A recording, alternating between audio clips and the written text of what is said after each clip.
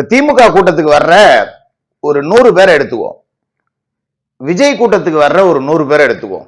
இந்த விஜய் அவர்களோட கூட்டத்துக்கு வர்ற 100 பேத்துல குறைஞ்சபட்சம் 90 பேருக்கு மேல ஒரு டிகிரி முடிச்சவனா இருப்பான்.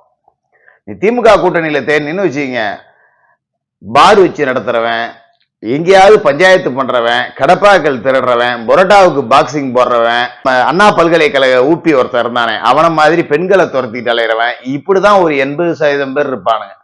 மீதி ஒரு 20% பேர் வேணா படித்தவர்களா பார்க்கலாம். இவர்கள்லாம் தற்கூரி அப்படின்னு சொல்லிட்டு விஜய் அவர்களோட கூட்டத்தை பார்த்து கேட்கிறாங்க அப்படிங்கிறது எவ்வளவு ஆகச்சிறந்த கேவலம். வேணா இப்படி ஒரு கேள்வியை முன் வைக்கலாம், படிச்சா மட்டும் போதுமா, அறிவு வேணாமா, படிச்சிருக்கானுங்களே ஒழிய அவனுங்களுக்கு அறிவு இல்லை, அப்படி ஒரு கேள்வி வைக்கலாம். படிச்சவனுக்கும் அறிவு இல்லை அப்படின்னு நீங்க சொல்ற அளவுக்கு உங்களோட ஆட்சியில அவ்வளவு கேவலமா கல்வி முறை இருக்கா? அப்புறம் என்னத்துக்கு கல்வியில் சிறந்த தமிழ்நாடுன்னு பெருமை பித்தறதுக்கு மீட்டிங் நடத்துறீங்க?